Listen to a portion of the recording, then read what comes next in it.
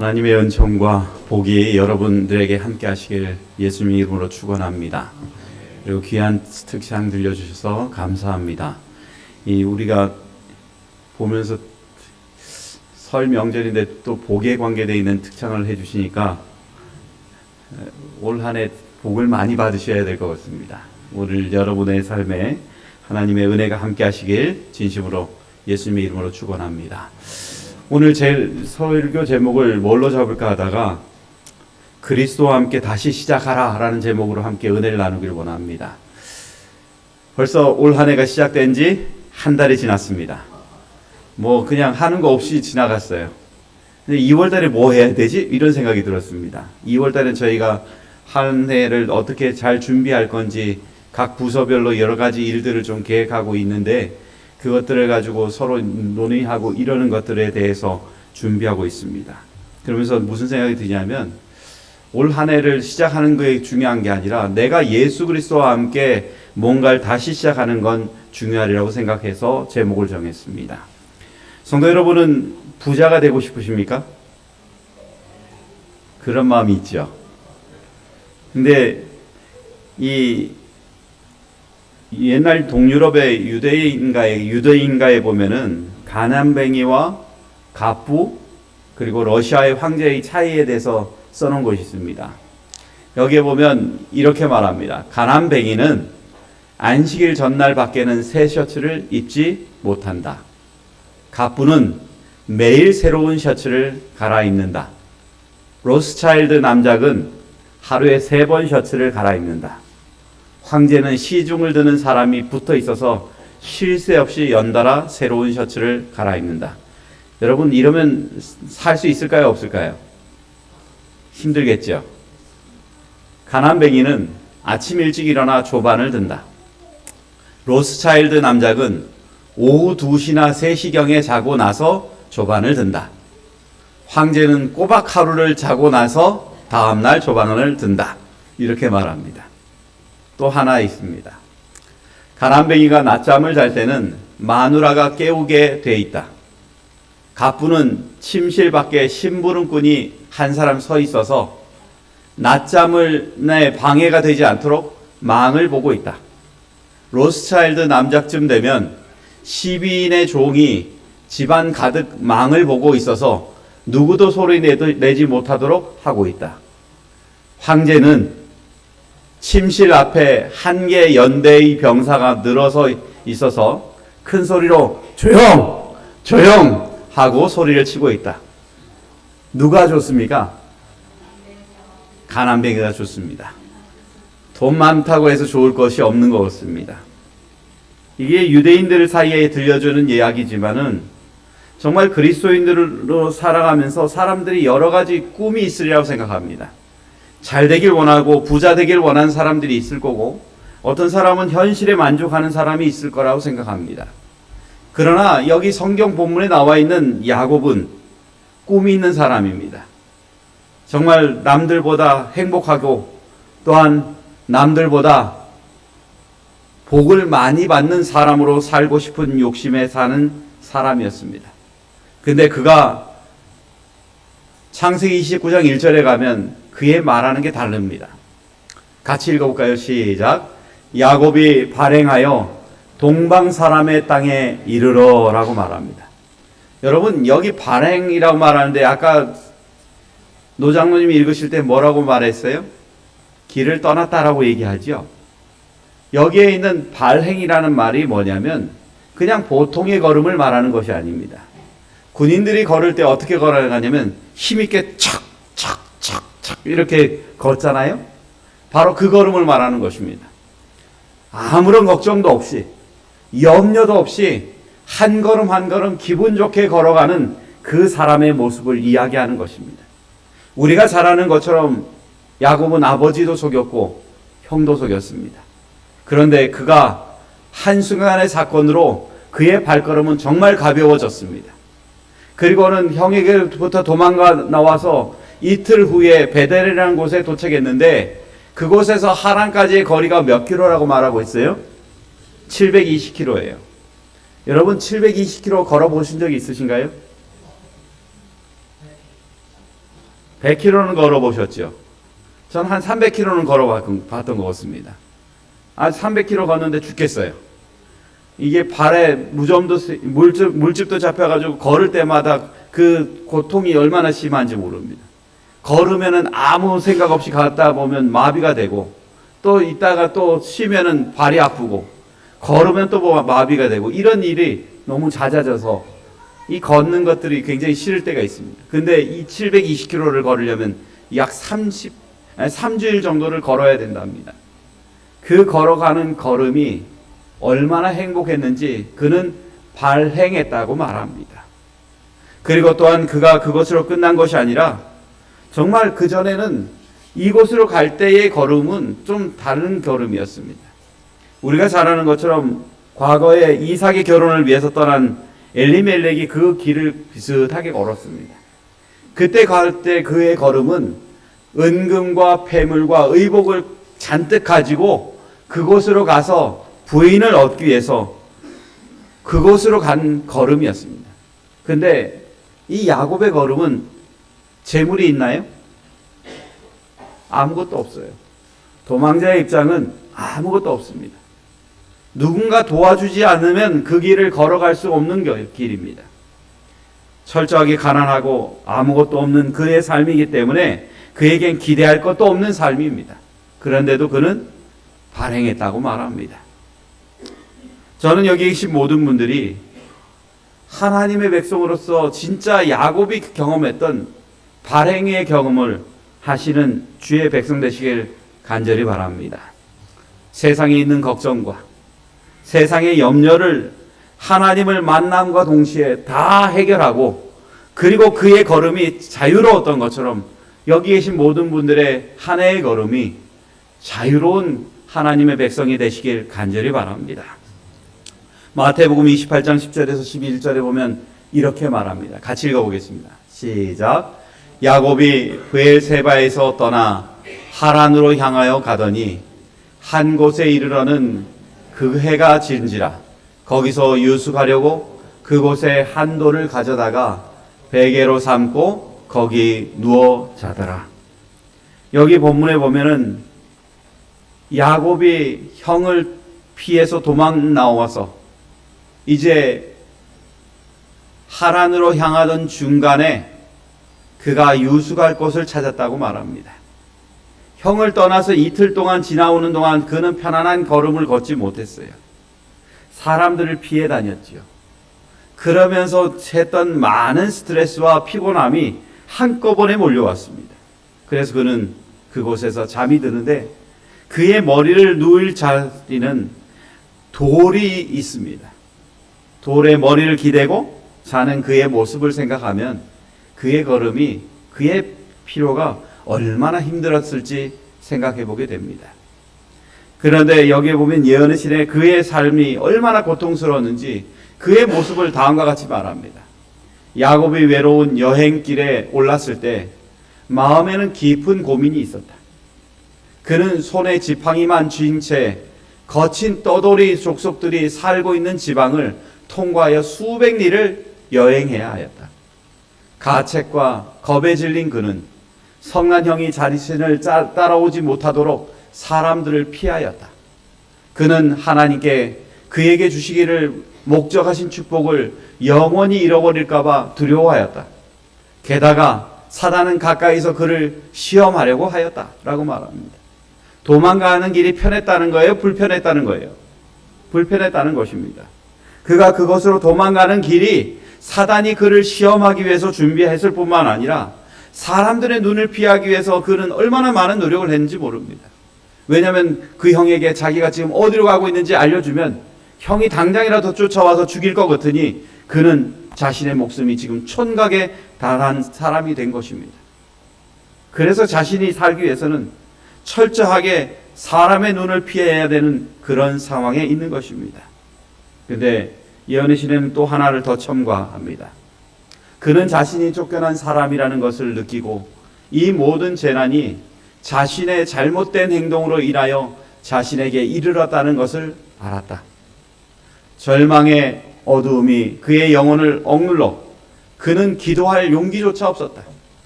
그러나 그는 심히 외로워서 전에는 결코 느껴보지 못했던 하나님의 보호의 필요를 느꼈다. 깊은 겸비로 눈물을 흘리며 그는 자신의 죄를 자복하고 그가 완전히 버림을 당하지 않았다는 어떤 증거를 간청하였다.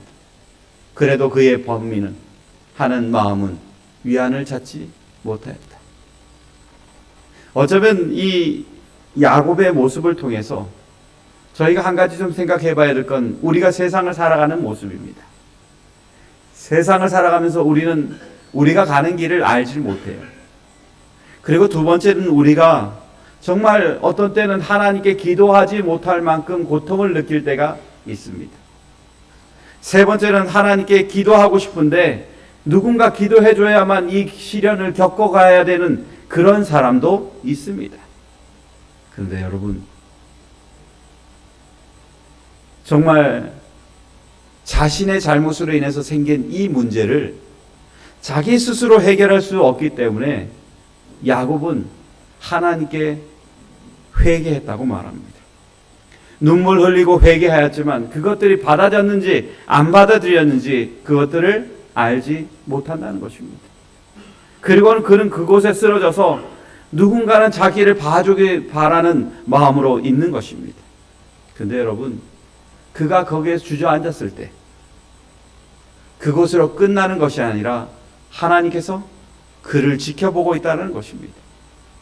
하나님은 어떤 사람을 찾는가라는 생각을 가끔가다 해봅니다. 여러분, 하나님은 어떤 사람을 찾을까요? 하나님이 진정으로 찾기를 원하는 사람은 애통하는 사람입니다. 이 고통의 시간에 지금 들어와 있는 이 상황 속에서 정말 하나님 앞에 내가 정말 어떤 삶을 살았는지 되돌아볼 수 있는 사람이 되는 것이 중요한 것입니다. 하버드 대학의 대학생들의 가장 좋은 장점이 있다면 그 사람들이 하는 것 중에 최고가 뭐냐면 자신이 왜 이렇게 살고 있는지에 대한 뒤편을 돌아본다는 것입니다. 내가 하고 있는 것이 잘된 것인지 잘못된 것인지 그것들을 정확하게 알려주는 교수들이 있다는 것입니다. 어쩌면 우리가 살면서 하나님의 백성으로 살 때 정말 내가 정말 하나님 보시기에 아름답게 살고 있는지 잘못된 삶을 살고 있는지 그것들을 알게 된다는 것은 복이 되는 것입니다. 그래서 성경에 말합니다. 애통하는 자는 뭐하노니? 복이 있나니 그들이 뭘 받는다고요? 위로를 받는다. 정말 내 삶이 잘못된 것들을 알게 된다면, 애통하는 것이 있다면 하나님께서 그를 불쌍히 여기실 뿐만 아니라 그에게 위로를 주실 수 있는 길이 있다는 것입니다. 하나님은요, 성경에 말할 때 이렇게 말합니다. 상한 심령을 찾으신다고요. 통회하는 마음을 주께서 멸시치 않는다고 말합니다. 정말 우리의 삶이 아름다웠으면 좋겠지만 내가 살아가는 목적을 위해서 때로는 실수하고 문제를 만들고 속이기도 하고 그런 삶을 살 때가 혹 우리에게도 있을 때가 있습니다. 그러나 중요한 것은 뭐냐면 그것이 내 삶에 있어서 하나님과의 장애가 된다면 그것을 애통해할 수 있는 심령이 우리에게 필요하다는 것입니다. 저는 여기 계신 분들이 각자의 삶이 다르리라고 생각합니다.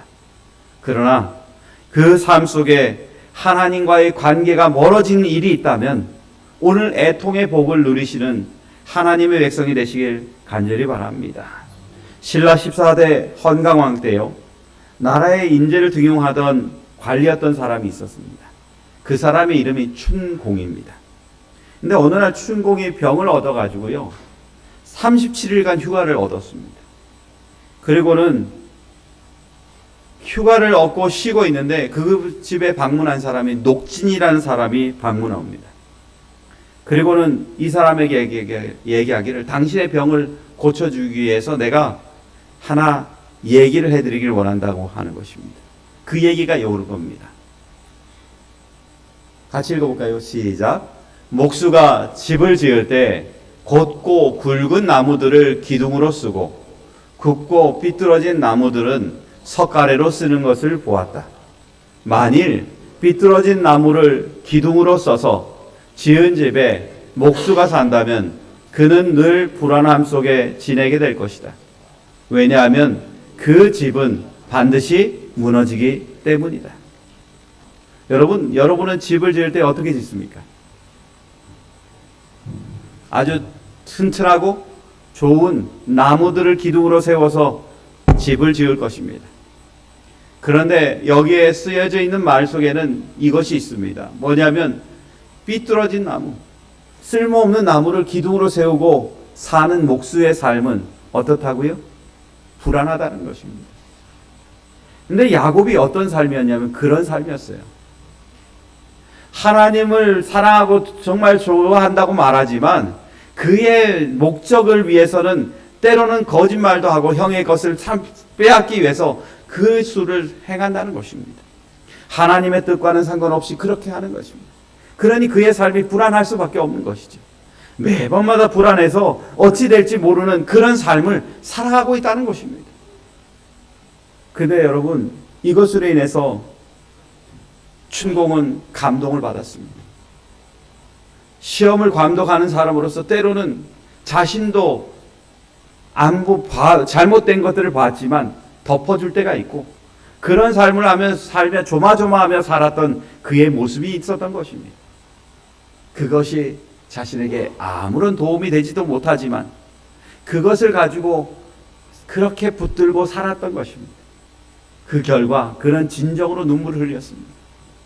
왜냐하면 내가 이때까지 살아온 것이 잘못됐고 그릇되었기 때문에 그렇다는 것입니다. 저는 여기 계신 분들의 삶이 어떤지 아무것도 모릅니다. 제 자신도 사실 내놓지 못하지만 우리도 다 연약한 부분이 다 있거든요. 그런데 여러분, 하나님께서는 우리에게 이 애통이라는 은혜를 주심으로 인해서 정말 하나님의 백성으로서 복을 누리고 하나님의 위로를 받을 수 있는 길을 열어놓으셨다는 것입니다. 히브리서 12장 15절에서 17절에 보면 우리는 두 가지 눈물 중에 하나를 봅니다. 이게 누구의 눈물이냐면 바로 에서의 눈물입니다. 에서는요, 하나님께서 주시는 장자권을 함부로 사용하고 거기에 정말 자신의 세심한 배려를 하지 않았습니다. 그리고 정말 장자로서 그것들을 명분을 지키기 위해서 노력하지도 않았어요. 부모님들이 자신의 족속들과 함께 결혼하게 만들어 놨지만 그렇게 가르쳤지만 그는 이방 여인과 결혼합니다. 그렇게 결혼한 결과 매번마다 부모들이 느끼는 건 스트레스예요. 왜냐하면 이 아들이 얻은 며느리로 인해서 부모들은 상처를 받고 있거든요. 자기도 그 결국 결혼한 결과가 불편한 것임에도 불구하고 그는 그것을 고집하는 사람이었습니다.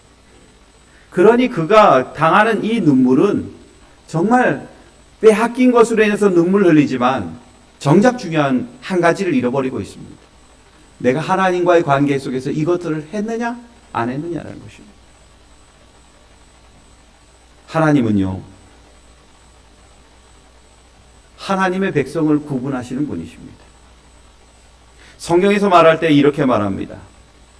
로마서 9장 11절에서 13절에 그 자식들이 아직 나지도 아니하고 무슨 선이나 악을 행하지 아니한 때에 택하심을 따라 되는 하나님의 뜻의 행위로 말미암지 않고 오직 부르시는 이로 말미암아 서게 하려 하사 리브가에게서 이르시되 큰 자가 어린 자를 섬기리라 하셨나니 기록된 바 내가 야곱을 사랑하고 에서는 뭐 했다고 말해요? 미워했다고 말합니다. 에서가 태어나기 전에 하나님은 에서가 어떤 사람인지 아셔요. 그래서 그가 어떤 사람으로 살고 어떻게 갈 것인지 아셔요. 그래서 하나님은 에서를 택하지 않았던 것입니다. 정말 하나님께서 선택하는 사람은 진짜 하나님의 뜻을 위해서 사는 사람이었어요. 그게 바로 야곱입니다. 야곱을 예언의 시는 이렇게 표현합니다. 한번 같이 읽어볼까요? 시작.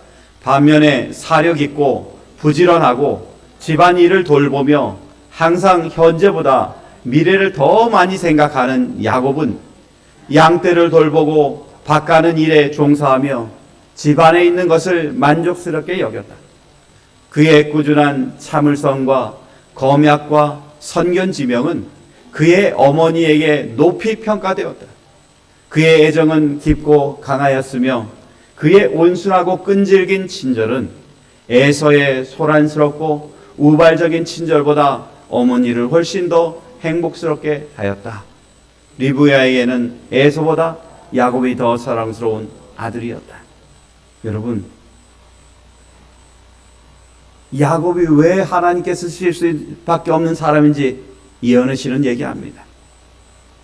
왜 야곱이 눈물을 흘릴 수 있는 사람이 되었는지 얘기하고 있습니다. 야곱이 눈물을 흘릴 수 있는 사람이 이유는 그가 하나님의 사람으로 쓰임을 받기 위해 선택받고 그리고 그것을 통해서 하나님의 중심으로 살아가는 사람이었기 때문에 그런 것입니다. 여러분, 이렇게 섬세한 사람이 있을까요? 이렇게 부드러운 사람이 있을까요? 그런데 아버지가 자기와 똑같은 성정을 갖고 있는 아들을 별로 좋아하지 않았기 때문에 그에게는 거짓말이라는 수단을 써서 그것들을 차지하려는 욕구가 있다는 것입니다. 그러게 여러분, 기억하십시오. 하나님께서 야곱에게 눈물을 허락하시고 그의 길을 인도하신 것들은 하나님의 선택이었다고 성경은 얘기하고 있습니다. 그러게 어쩌면 오늘 하나님의 백성으로 살아가고 있는 우리 각자에게 있어서 내가 하나님 백성으로 살다가 보니까 때로는 문제를 일으키고 실수하는 일이 있더라도 우리에게는 하나님의 백성으로서 선한 마음을 추구하는 마음이 있다는 것을 기억하시고 하나님 앞에 애통하는 마음으로 다가갈 수 있는 믿음이 싹쓸 수 있도록 여러분의 마음을 하나님과 연합하시는 주의 귀한 백성이 되시길 예수님의 이름으로 축원합니다. 하나님은 부르시는데 후회하지 않으십니다. 저와 여러분을 부르신 것에 후회하시는 분이 아니십니다. 그러게 여러분이시여, 오늘 저와 여러분의 심령 깊은 곳에 후회하지 않는 하나님을 믿고 의지하심으로 오늘 하루를 믿음으로 살아가시는 주의 귀한 백성 되시길 예수님의 이름으로 축원합니다. 그가 그 가운데 있을 때에 그는 하나님을 만났습니다. 정말 지쳐서 쓰러졌을 때 그는 하나님을 만났어요. 그래서 그가 하나님을 만나고 난 다음에 한 말이 이것입니다. 다 같이 읽어볼까요? 시작. 이에 두려워하여 이르되 두렵도다 이곳이요 이것은 다름 아닌 하나님의 집이요 이는 하나님의 문이로다 하고. 여러분, 베델은 하나님의 집입니다. 그가 하나님 앞에 나와서 있을 때 그는 자발적으로 온 것이 아니라 쫓겨서 온 곳입니다. 지쳐서 힘들어서 돌베개를 베고 잠잘 수 있는 그런 상황이었는데 그 돌이 바로 하나님의 전이 있는 곳이었다는 것입니다. 여러분, 하나님의 전에 나아갔을 때 사람들의 마음이 어떨까요? 하나님을 만나는 마음이 정말 편안하고 행복할까요? 아니면 두려워 떨까요? 두려워 떨 수밖에 없어요. 야곱이 하나님을 만나고 난 다음에 내가 그분을 만났다는 것이 얼마나 두렵고 떨리는 일인지 그 마음을 잘 표현한 것이 이사야서에 이렇게 표현합니다.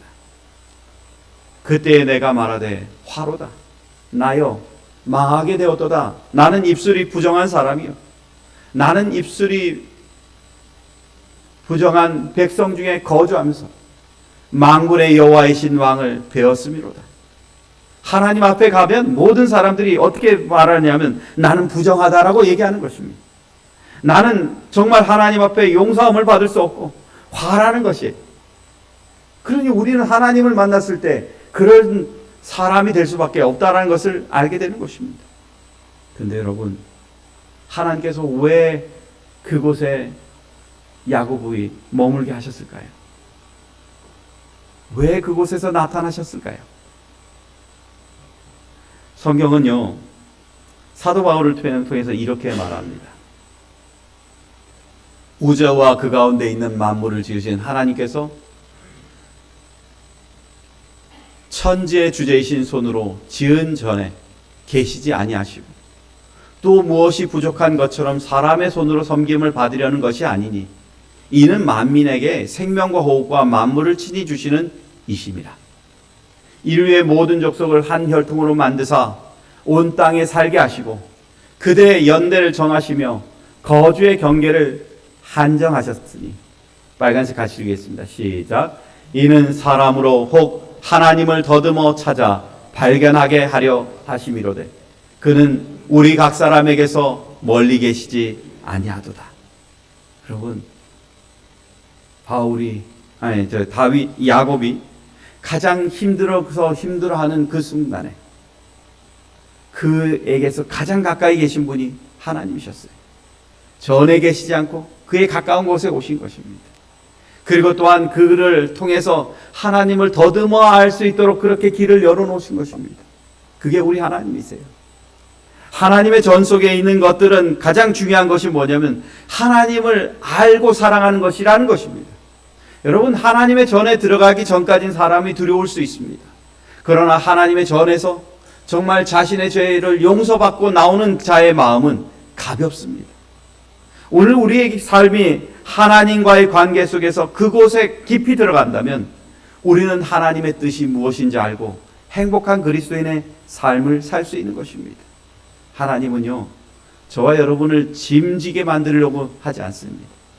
여러분의 삶을 가볍게 하길 원하셔요. 여러분, 오늘 하루 아침에 나오실 때, 교회 나오실 때 가벼운 마음으로 나오셨나요? 무거운 마음으로 나오셨나요? 가벼운 마음으로 나오셨나요? 저는 발바닥이 무거워서 무겁더라고요. 왜 그런가 했더니 이 움직일 때마다 괜히 불편할 때가 있습니다. 근데 하나님의 성전에 나올 때 저는 매 안식일마다 무거운 몸으로 나옵니다. 설교를 안 하면 가벼운 마음으로 나옵니다. 근데 여러분, 이곳에서 중요한 한 가지가 있습니다. 하나님께서 우리에게 하나님의 전에서 느끼는 것이 뭐냐면 가벼워지라는 거예요. 하나님을 만나고 가벼워지라는 거예요. 하나님을 만나고 그 한 해의 계획이나 이런 것들을 할 때 가벼워져서 여러분의 삶이 복되게 바라는 것이 하나님의 뜻이라는 것을 기억하라는 것입니다. 그래서 여러분, 오늘 하나님의 성전에서 하나님의 전에서 만났던 다윗의 꿈이 저와 여러분의 꿈이 되기를 원하는 마음으로 이 성경 본문을 보기를 원합니다. 다윗이 하나님의 전에서 본 하나님의 뜻이 여기에 있습니다. 창세기 28장 13절에서 15절입니다. 또 본즉 여호와께서 그 위에 서서 이르시되 나는 여호와니 너의 조부 아브라함의 하나님이요 이삭의 하나님이라. 내가 누워있는 땅을 내가 너와 내 자손에게 주리니 내 자손이 땅의 티끌같이 되어 내가 서쪽과 동쪽과 북쪽과 남쪽으로 퍼져나갈지며 땅의 모든 족속이 너와 내 자손으로 말미암아 복을 받으리라. 내가 너와 함께 있어 내가 어디 가든지 너를 지키며 너를 이끌어 이 땅으로 돌아오게 할지라. 내가 내게 허락한 것은 다 이루기까지 너를 떠나지 아니하리라 하신지라. 저는 여기 계신 모든 분들이 야곱에게 하셨던 하나님의 말씀의 복이 저와 여러분 안에 있게 되기를 간절히 바랍니다. 정말 하나님은요, 참 너무 좋은 하나님이세요. 왜냐하면 하나님께서 누구를 만나주는 거예요? 죄인을 만나주는 거예요. 하나님께서 죄인을 만나주시는데 그 죄인을 품으실 뿐만 아니라 그 죄인에게 꿈과 비전을 주시는 거예요. 지금 있는 상황에서 너가 어떻든 간에 내가 너와 함께 할 뿐만 아니라 언약을 체결해서 너의 미래까지 내가 함께 가겠다는 복을 주시는 것입니다. 여러분, 형을 속였어요. 그리고 아버지를 속였어요. 그리고는 그 형의 복을 다 차지했어요. 그런 그에게 하나님께서 함께 하신 이유는 그가 뭐 했기 때문에 야곱이 그 자신의 잘못을 뉘우치고 회개했기 때문에 하나님께서 그렇게 하시는 것입니다. 그리고는 하나님께서 언약을 맺으셔요. 방금 보셨던 말 속에 창세기 28장 15절에 있는 말씀을 좀 보시기 바랍니다. 여기에 내 자와 너 자가 몇 개 있는지 한번 찾아보세요. 제가 읽어볼게요. 내가 너와 함께 있어 내가 어디로 가든지 너를 지키며 너를 이끌어 이 땅으로 돌아오게 할지라. 내가 내게 허락한 것을 다 이루기까지 너를 떠나지 아니하리라 하시니라. 몇 번 나와 있죠? 몇 개죠? 여기에 보면 여러분 이 말이 아브라함에게 허락했던 말과 똑같은 것이에요. 아브라함을 부르실 때 하나님께서 말하실 때 내가 너와 이렇게 얘기합니다. 아무것도 아닌 너를 창조한 내가 너를 통해서 꿈을 갖고 비전을 갖길 원한다는 것입니다. 내가 너를 통해서 하나님의 놀라운 계획을 이루길 원한다는 것입니다. 하나님의 복음이 여기서 멈추는 것이 아니라 너와 동행하면서 하나님의 놀라운 복음이 전해지고 하나님이 어떤 분인지 너를 통해서 알려지기를 원하는 것이 하나님의 뜻이라는 것입니다. 저는 여기 계신 분들이 하나님과 언약을 맺는 그 복을 누리시는 하나님의 백성 되시길 간절히 바랍니다. 정말 하나님의 복을 누렸던 그것들을 마음속에 받아들인 야곱이 한 말이 이것입니다. 야곱이 소원하여 이르되 하나님이 나와 함께 계셔서 내가 가는 이 길에서 나를 지키시고 먹을 떡과 입을 옷을 주시어 내가 평안히 아버지 집으로 돌아가게 하시오면 여호와께서 나의 누가 되신다고요? 하나님이 되시길 것입니다. 여러분 주종이 좀 바뀐 것 같지 않아요?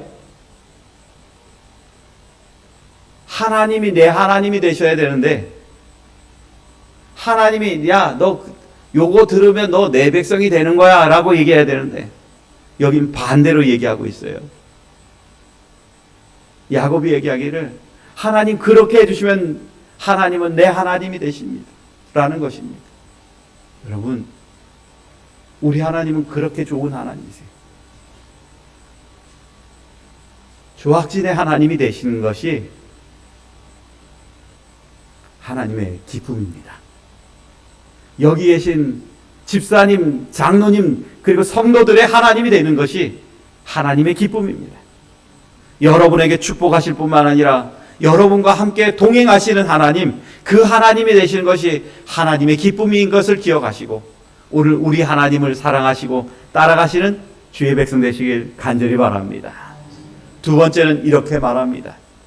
내 자손의 땅에 티끌같이 되어 내가 서쪽으로나 동쪽, 북쪽, 남쪽 퍼져나갈지며 땅의 모든 족속이 너와 내 자손으로 말미암아 복을 받으리라. 하나님께서 우리에게 뭘 주셨다는 거예요?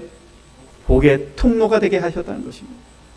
근데 여러분 여기에 보니까 하나님께서 야곱에게 약속하십니다. 근데 여러분 야곱이 지금 하나님께 이 얘기를 들었을 때 나이가 몇 살일까요? 60? 76세입니다. 아브라함을 하나님께서 부르셨을 때 내 이름을 창대케 하리라는 말을 하셨을 때 몇 살이었을까요? 75세입니다. 아브라함 나이보다 더 한 살 많을 때입니다. 아브라함은 아내라도 있죠. 야곱은 아내가 있어요, 없어요? 총각이에요. 노총각이에요. 그런 그에게 하나님께서 뭐라고 얘기하시냐면 너를 통해서 자손을 만들고 너에게 복을 주겠다고 얘기하시는 것입니다. 여러분 우리의 나이가 중요한 게 아니라 하나님께서 주시는 복의 통로로서 내가 살 수 있는 사람이 되었느냐 안 되었느냐가 중요한 것입니다. 저는 여기 계신 분들이 하나님의 복을 받는 사람일 뿐만 아니라 하나님의 후손으로서 좋은 결실을 맺는 하나님의 백성이 되시길 간절히 바랍니다. 그래서 올 한 해는 정말 하나님께서 기뻐하실 수 있는 그런 백성이 되시길 간절히 바랍니다. 그리고 세 번째는 하나님께서 말씀하시길 뭐라 하냐면 내가 너와 함께 있겠다는 것입니다. 너가 어느 곳에 가든지 내가 함께 하겠다는 것입니다. 그 하나님이 바로 임마누엘의 하나님이신 것입니다. 우리와 함께 하시기 위해 어느 곳에든지 함께 하시기 위해 가시는 하나님, 그 하나님이 저와 여러분의 하나님이신 것입니다. 그래서 여러분 어떤 일이 있더라도 걱정하지 마십시오. 야곱이 바닥에 있을 때 하나님은 바로 옆에 계셨습니다. 여러분이 혹시 실망하고 바닥에 있다고 생각할 때 하나님은 그 옆에 여러분 옆에 계실 것을 하나님은 약속하셨습니다. 여러분이 하나님 앞에 진정으로 회개하고 내 삶이 거꾸러져 있다는 것들을 기억하고 하나님 앞에 나아간다면 우리의 삶은 더 귀하고 아름다운 삶이 될 수 있음을 하나님은 얘기하고 있기 때문에 여러분의 삶이 하나님과 더불어 행복한 삶을 살게 되길 예수님의 이름으로 축원합니다. 시간이 다 돼서 제가 오늘 한 얘기만 좀 드리고 마칠까 합니다. 여러분, 김수지라는 교수님이 있습니다. 이분이 한국으로서는 최초로서 미국에 있는 보스턴 대학의 간호학 박사 1호입니다. 근데 이분이 나이팅게일 상을 받았어요. 근데 이분이 뭘 주장하냐면 사랑의 돌봄은 기적을 만든다라고 말합니다. 뭐라고요? 사랑의 돌봄은 기적을 만든다는 것입니다. 이게 그냥 나온 얘기가 아닙니다. 이분이 옛날 전남 여수에서 태어나서요, 어린 시절을 보냈습니다. 근데 초등학교 1학년이던 1948년 여수 순천 사건이 일어납니다.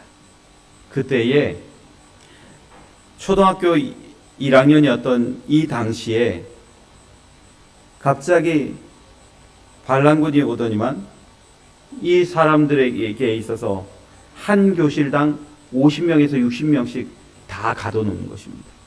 그리고는 한 교실당 거기에서 이제 사람을 추출해서 이 사람들을 데려가서 학교 앞에 쭉 세우는 것입니다. 근데 그곳에 끌려가는 사람이 누구냐면 목사, 그리고 공무원, 그리고 또한 그 외에 부자, 이런 사람들입니다. 그런 사람을 데려가서 세우는 것입니다. 그리고 이 사람들이 뭐 했을까요? 총으로 쏴 죽이는 것입니다. 다 쏘고 난 다음에 그 다음에 칼로 찌르는 것입니다. 확인하는 거지. 근데 이렇게 해서 죽이고 난 다음에 둘째 날이 되는데 똑같이 다른 방에 있는 사람을 데리고 가는 것입니다. 이 초등학교 아이가 그걸 봤어요. 7살 된 아이. 그걸 보고 있는데 하루는 또 세 번째 날을 갔는데 세 번째 날에는 사람을 세우더니만 똑같이 죽이는 것입니다. 근데 한 사람이 총을 맞았는데 죽지 않았어요. 이 사람들이 다 평상시 같으면 칼로 이렇게 다 찔렀는데 그냥 쏘고 보면 가는 것입니다. 그런데 그때에 한 사람이, 남자가 이렇게 살아서 저녁 무렵쯤에 그 교실로, 자기가 있는 교실로 들어오는 것입니다. 사람들은 난리가 났어요. 이 사람 빨리 내보내라고. 이 사람 빨리 내보내지 않으면 우리 죽는다고. 그런데 그 사람을 어떤 여자분이 딱 잡더니만 그 사람을 눕히는 것입니다. 헛소리하는 이 사람을 데리고요, 지혈을 하려고 애기 엄마 이렇게 포대에 있는데 그걸 포대를 잘라가지고 그걸 가지고 이 사람 지혈을 해주는 것입니다. 그리고 밤새도록 간호를 해주는 것입니다. 이것을 보고 있던 7살 아이가 바로 김수지라는 사람입니다. 그리고 이 아이가 물어봅니다. 다음날 아침에 이 아저씨가 살아서 내가 왜 여기 있지요? 라고 물어볼 때 이 아이가 이 아줌마를 보니까 신기한 겁니다. 그래서 물어봤어요. 아줌마는 뭐 하는 사람이에요? 그러니까 이 아줌마가 얘기합니다. 나는 간호사란다. 이 아이가 그때 이렇게 얘기합니다. 저도 커서 간호사 될래요. 그렇게 꿈꿨던 아이가 정말 한국의 1호 간호학 박사가 된 것입니다. 그리고 대학 그 간호학과의 교수로 있었습니다. 여러분, 어떤 존재를 보느냐가 우리의 목표를 다르게 만듭니다. 우리에게 축복하시는 하나님을 보는 것은 우리의 삶을 바꿀 수 있는 원동력을 보는 것입니다. 그러게 여러분, 오늘 하나님을 바라보는 시야로, 우리를 축복하시는 하나님을 보는 마음으로 올 한 해를 시작하시기 바랍니다. 그리고 하나님께서 주시는 축복을 받아 행복한 삶을 사시는 주의 백성 되시기를 간절히 바라며 말씀을 마치겠습니다.